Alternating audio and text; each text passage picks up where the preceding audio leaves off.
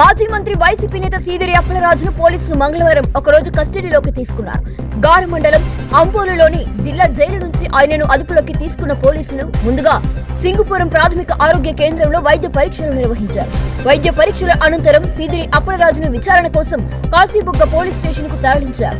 Road ప్రమాదంలో గొర్రెల కాపరి దానయ్య మృతి చెందిన కేసులో సాక్ష్యాలను తారుమారు చేశారనే ఆరోపణలపై నమోదైన కేసులో ఆయనను ఇప్పటికే పోలీసులు అరెస్టు చేసిన విషయం తెలిసిందే.